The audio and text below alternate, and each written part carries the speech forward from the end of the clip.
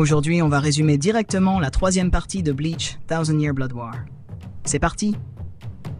Dans un monde où une guerre vieille de 1000 ans ressurgit, la paix de la Soul Society vole en éclats. Le roi des Quincy, Iwak, revient après des siècles d'attente avec un objectif terrifiant, détruire l'équilibre des mondes et recréer la réalité selon sa volonté. Face à cette menace absolue, un seul homme semble capable de changer le destin. Ichigo Kurosaki. Dans cette troisième partie de Bleach, Thousand Year Blood War, la guerre atteint enfin son point de non-retour. Le combat final pour l'existence même des trois mondes commence, alors que Iwak s'élève jusqu'au palais royal, avec l'ambition de remodeler toute la réalité selon sa propre vision. Tout débute juste après l'activation du Bankai de Senjumaru Shutara. Son immense tapisserie spirituelle enveloppe les Stern Reiters d'élite et transforme le champ de bataille en un piège mortel. Pendant ce temps, Ichibei Yosube affronte directement Iwak. Grâce à son pouvoir capable de manipuler les noms et l'existence même des êtres, Ichibei domine totalement le Quincy King et semble finalement l'avoir vaincu en l'écrasant hors du palais royal. Mais au moment où tout semble terminé, Iwak ouvre les yeux et révèle enfin son véritable pouvoir, l'Almighty. Cette capacité terrifiante lui permet de voir et modifier tous les futurs possibles. En un instant, il annule les pouvoirs d'Ichibei, inverse sa défaite et écrase le chef de la garde royale avec une puissance écrasante. Simultanément, Uryu Ishida utilise son Shrift pour retourner le Bankai de Senjumaru contre elle et la vaincre. La garde royale s'effondre complètement, laissant le chemin libre vers le roi des âmes. C'est alors que Ichigo Kurosaki et ses alliés arrivent enfin au palais royal. Ils découvrent avec horreur les corps de la garde royale vaincue et un monde déjà au bord de la destruction. Ichibei, brièvement ramené à la vie lorsque Ichigo prononce son nom, déclare alors qu'Ichigo représente le dernier espoir de l'humanité face à Iwak. Au cœur du palais, Iwak révèle une vérité bouleversante. Il est le fils du roi des âmes. Sans hésiter, il transperce ce dernier, provoquant immédiatement l'effondrement progressif de l'équilibre entre les mondes. Ichigo tente alors de l'arrêter. Armé de ses deux Zangetsu, il attaque avec une vitesse et une puissance phénoménales, réussissant même à blesser Iwak à plusieurs reprises. Orihime Inoue soigne continuellement Ichigo pour lui permettre de poursuivre le combat. Cependant, l'Almighty finit par prendre le dessus. Iwak exploite alors les origines Quincy d'Ichigo et prend le contrôle de son corps grâce à son sang.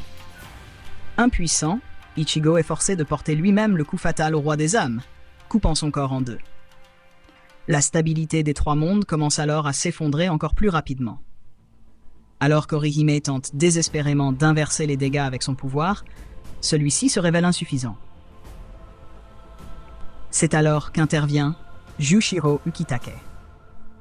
Dans un flashback émouvant, on découvre que durant son enfance, Ukitake souffrait d'une maladie pulmonaire incurable.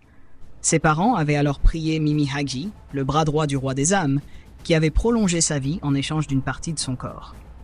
Dans le présent, Ukitake accepte finalement son destin et offre son corps entier à Mimi-Hagi afin de devenir un nouveau pilier, maintenant l'équilibre des mondes.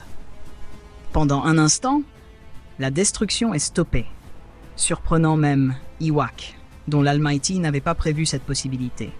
Mais Iwak ne tarde pas à contre-attaquer et attaque directement Mimi-Hagi. Profitant du chaos, les alliés tentent de protéger les fragments du roi des âmes. Pourtant, Ishida apparaît soudainement aux côtés de Iwak et trahit apparemment ses anciens camarades. Il détruit les défenses mises en place par Yoruichi Shioin et affronte Ichigo. Malgré les supplications de ce dernier, Ishida affirme qu'en tant que Quincy, sa place est aux côtés de Iwak. Il active alors son Volstendig et projette Ichigo dans le vide. Pendant ce temps, les autres combattants affrontent les gardes d'élite du Quincy King. Sosuke Aizen fait finalement son retour lorsque Shunsui Kyoraku descend au Muken pour demander son aide. Même enchaîné à sa chaise, la simple pression spirituelle d'Aizen suffit à détruire l'immense torrent d'énergie noire envoyé par Iwak sur la Soul Society. Bien que les capitaines soient furieux de voir Aizen libéré, Kyoraku affirme qu'ils n'ont plus le luxe de laisser leur fierté décider du sort du monde. De leur côté, plusieurs Quincy découvrent que Iwak ne cherchait pas à sauver son peuple, mais uniquement à dominer toute existence. Trahis et privés de leur pouvoir, certains s'allient alors temporairement aux Shinigami dans une coopération tendue mais nécessaire. Pendant qu'Ichigo récupère grâce aux soins d'Orihime, un Garganta s'ouvre soudainement et révèle l'arrivée spectaculaire de Grimmjow, Jaeger Jaquez, accompagné de Neliel Tu Odelschwank. Avec l'aide des Fullbringers, Riruka Dokugamin et Yukio Hans, le groupe rejoint directement le palais transformé par Iwak en une gigantesque forteresse appelée Warwelt. Pendant ce temps, les combats individuels deviennent de plus en plus brutaux. Ranji Abarai affronte Ishida avec son Bankai perfectionné, mais finit grièvement blessé. Mayuri Kurotsuchi combat Pernida, qui se révèle être le bras gauche du roi des âmes. Malgré son génie scientifique et ses inventions monstrueuses, Mayuri voit finalement Nemu Kurotsuchi se sacrifier pour le sauver, provoquant chez lui une rare émotion sincère. Pernida déclenche alors une autodestruction. Bien que victorieux, Mayuri ne conserve qu'un fragment du cerveau de Nemu. De son côté, Kyoraku affronte l'île Barrow dans l'un des combats les plus terrifiants de la guerre. Après avoir utilisé son Shikai basé sur des jeux d'enfants mortels, il active finalement son Bankai, plongeant toute la zone dans une atmosphère lugubre où blessures, noyades et morts deviennent réalité. Même cela ne suffit pas totalement à arrêter l'île, désormais transformée en créature divine grotesque. Finalement, Nanao Is utilise le sabre sacré Shinken Hakyoken pour réfléchir la puissance divine de l'île et détruire son âme. Parallèlement, Bazbi et Jugram Ashwald s'affrontent dans un duel tragique. Un long flashback révèle leur amitié passée et leur rêve commun de tuer Iwak après la destruction de leur clan. Mais Ashwald reste fidèle à son roi et tue finalement Bazbi, mettant fin à leur lien dans une scène particulièrement émouvante. Dans un autre affrontement majeur, Yoruichi Shioin combat Askinnak Levar, dont les pouvoirs lui permettent de transformer toute substance en poison mortel. Malgré sa vitesse écrasante et son Shunko ultime, elle peine à le vaincre, tandis que les autres avancent difficilement vers Iwak. Pendant ce temps, Gerard Valkyrie massacre les Shinigami grâce à son pouvoir miracle, qui transforme chaque blessure en augmentation de puissance.